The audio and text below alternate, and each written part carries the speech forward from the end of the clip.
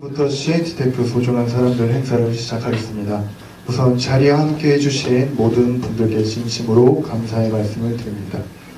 오늘의 이 자리는 지난 1년을 돌아보고 새로운 1년을 준비하며 다지기 위한 자리로 묵은 때를 벗겨내고 그 자리에 새로운 목표와 다짐을 새겨넣는 그런 의미 있는 시간이 되시길 바라겠고, 또 오랜만에 만난 주변 분들과 지난 한 해도 고생이 많았다고 서로 격려하고 반가운 새해 인사도 나누는 즐거운 자리가 되시기 바랍니다. 자, 그럼 본격적인 신년의 행사의 시작으로 전인길 회장님의 말씀이 있으시겠습니다. 항상 어려울 때가 있으면 위기를 기회로 삼자 하는 얘기들 많이 하죠. 근데 금년에는 어느 장관도 어느 회장도 위기를 기회로 삼자는 얘기를 하는 걸 못 봤습니다. 그만큼 지금 우리나라 경제가 불안하다는 얘기죠. 그리고 실업률도 지금 다른 해에 비해서 많이 뽑겠다는 회사는 하나도 없고 다 몇천 명씩 줄이겠다는 그런 얘기들밖에 나오질 않습니다. 이때 먼저 작년에 때 한번 얘기하긴 했죠. 이럴 때 우리같이 작은 기업들이 국가를 위해서 헌신할 때가 아니냐 하는 생각을 합니다. 이렇게 어려워진 경제 상황은 뭡니까? 먹잇감이 줄었다는 얘기입니다.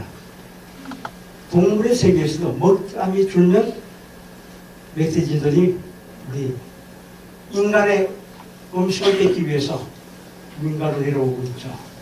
똑같은 현상입니다. 우리나라에 주어진 자원, 주어진 환경 속에서 서로 싸울 수밖에 없는 거죠. 그 싸움에서 살아남으려면 우리는 기술을 개발하고 남보다 앞서 나가야 됩니다. 특히 우리 기업 같은 기업은 다른 고객사, 우리 상대 고객사를 만족시키지 않으면 살아남을 수가 없습니다. 금년에는 모두 헌신해서 100% 만족시켜 우리도 다른 먹잇감을 뺏어올 수밖에 없습니다.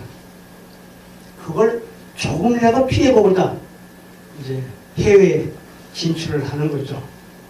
네, 한 가지 좋은 소식은 베트남에 첫 수주를 해서 지금 진행하고 있고, 또 태국이나 중국이나 인도, 일본 이런 데 상당히 좋은 반응을 얻고 있습니다. 그래서 내가 박동수 전무한테 부탁을 하나 했습니다. 금년에는 많이 말고 100만 불만 하면 수출해보자. 우리 돈 15억 원 정도 되겠죠. 그래서 그걸 키워나가는 게 살아남는 길이 아닐까. 물론 국내에서도 우리한테 주어진 그런 사명이 많이 있습니다. 그런 거 지키고 해외로 뻗어나가서 우리 이럴 때 국가에 애국한다는 심정으로 직원을 한 200명 더 늘릴 수 있는 그런 큰 규모로 몸집을 불려나가는 것도 애국입니다. 그걸 감당할 사람들이 바로 여러분입니다. 금년 1년 힘들더라도 같이 열심히 한번 노력해서 국가에 한번 애국하는 기회로 삼아봅시다. 그리고 끝으로 여러분들 제일 중요한 게 건강입니다. 항상 건강 챙기시고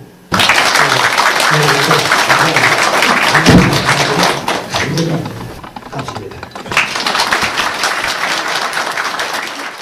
새해 복 많이 받으세요.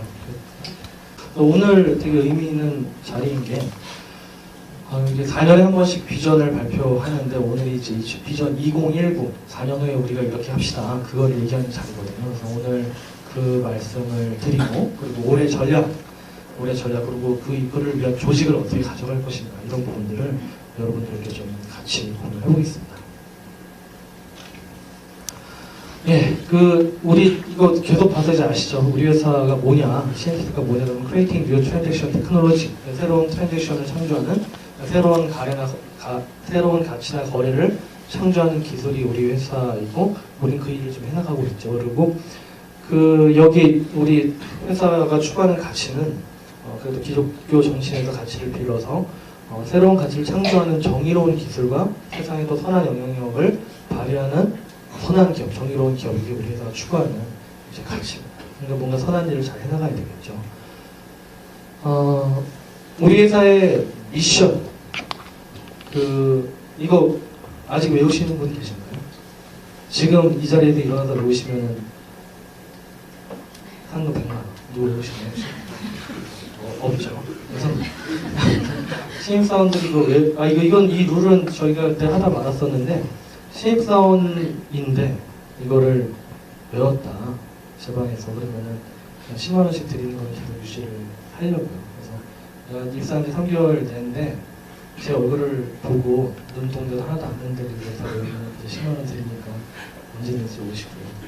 그래서 이게 우리 비전이 이제 4년 단위 바뀌어간 겁니다. 2007년까지는 일단 생존해야 된다. 일단 생존해야 된다가 우리 이제 비전이었었죠. 그래서 그 생존의 고비를 넘고 나니까, 그러면 이왕 생존했으니까 우리나라 푸드테크 시장을 좀 통합을 해보자. 우리 비즈니스 형태가 B2B 형태긴 하지만 B2B 통합은 원래 힘들거든요. B2B 통합이라는 게 영업을 해가지고 통합을 하려니까 되게 어려운 일이잖아요. 근데 영업을 해서 통합을 해보자라고 해서 실제 통합을 거의 했죠. 시장률 90%를 넘겨서 업계에 굉장히 큰 강제가 됐습니다. 그래서 그 다음 비전 2015 작년에 이제 세운 비전이 그럼 이 힘을 가지고 업계 표준이 됩니다. 표준. 이게 통합과 표준도 다른 얘기입니다. 표준은 그걸 넘어선 거죠. 스탠다드. 그러니까 모든 업계가 준용하는 룰, 모든 업계가 준용하는 법, 이거를 우리 걸 준용하게 하자. 전 세계에서 미국의 법과 미국의 달러가 다 표준이잖아요. 그것처럼 적어도 우리가 정의한 시장에는 그 표준이 돼야 된다는 것들을 부르짖었고, 그 어느 정도 지금 표준이라고 얘기를 하고 있죠. 그리고 또 핵심 역량 강화. 실제 핵심 역량 강화 측면에서 지난 4년간 여러분들도 느끼셨겠지만은 이런 소프트웨어 R&D 분야에 대한 대대적인 투자를 해서 지금 인원이 거의 100명에 육박하는 인원이 소프트웨어 쪽에 종사를 하고 있습니다. 그러니까 이것도 핵심 역량 강화 측면에서 기술 경쟁력을 키워낸 것이죠. 그리고 이제 세계화도 있었죠. 세계화를 안 하고 있다가 이제 저걸 써놔가지고 작년에 벼락치기로 했죠. 벼락치기로. 그 성과들 중에 보면은 방문한 나라들이 중국, 일본, 인도, 베트남 이런 그 실제 나라들을 방문해서 또 베트남은 또 특히나 이명박 전 대통령과 같이 갔다 왔죠. 그래서 실제 이런 수출의 성과라든지 그리고 거점, 올해나 내년도에 어떤 파트너로서의 거점 이런 부분들에 약속을 받았는데, 중요한 건 해외 쪽은 시간이 더 필요할 겁니다. 시간이 더 필요할 것이고, 일단 몰입해야 될 분야는 우리가 뛰고 있는 시장에 대해서 좀 더 큰 지배력 강화. 이쪽이 사실은 이번에 해외 개척하면서 느꼈는데 한국의 지배력을 좀 더 강화해야지만 해외 사업을 맘 놓고 할 수 있다. 그래서 지금은 한국이 잘 돌아갈 테니 해외를 맘 놓고 막 집중을 하자 이렇게 얘기를 할 수가 없는 상태입니다. 그래서 그 비전 2019가 뭐냐면요, 바로 시장 지배력 강화.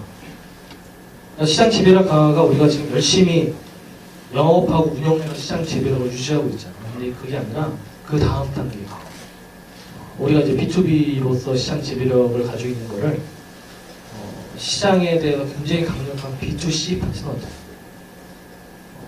파트너들과 붙이자 겁니다. 그래서 B2C 파트너, 생활에서 쓰는, 우리가 B2C라 하면 생활에서 쓰는 모든 소프트웨어가 다 포함이 되죠. 여러분들이 많이 사용하는 다양한 앱들, 온 국민이 사용하는 앱들을 우리가 잘 협력 관계를 만들어가지고 붙여서 시장 지배력을 높이자. 그리고 두 번째는 세계 시장에 대한 거점, 이 거점을 기반으로 한 매출을 만들어내는 연습을 하자.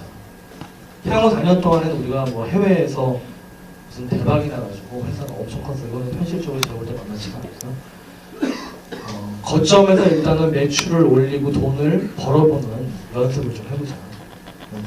전체 매출 대비해서 20-20%는 수출이 꾸준하게 차지하면서 4년이 다 되었을 때는 그 한 20%, 30% 사이로 수출 물량을 좀 늘려보자.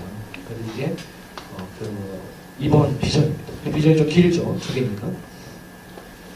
그래서 실제 비전, 국민의 습관을 바꾸는, 그러니까 우리가 지금 우리가 만든 게 사실 국민의 습관을 바꾸는데 일조한 게 있거든요.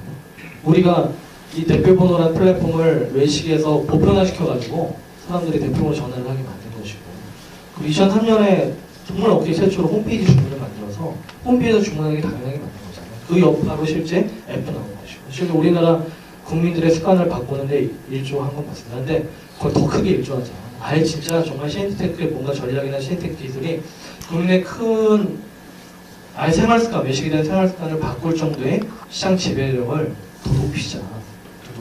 그게 여러분들 우리 회사 최근 기사나 최근 움직임 보면은 정말 국민의 생활이나 습관에 다 밀접한 그런 소프트웨어 회사들과 지금 계속 교류를 하고 있습니다. 갖다 붙이려고. 그래서 실제 시장 지배력을 좀 상상 이상으로 강화하려고 그걸 지금 노력하고 있고요. 그 다음에 이제 우리나라가 그 소프트웨어 수출 기업이 아니에요. 우리나라 세계 소프트웨어 경쟁력이 몇인지 아십니까? 몇인지 아세요? 그러면 이렇게 물어보고, 우리나라 피파 랭킹, 축구 피파 랭킹보다 우리나라 수출 소프트웨어 경쟁력이 높을까요, 낮을까요? 우리나라 피파 랭킹 지금 50몇입니다, 50몇. 이거보다 높을까요, 낮을까요?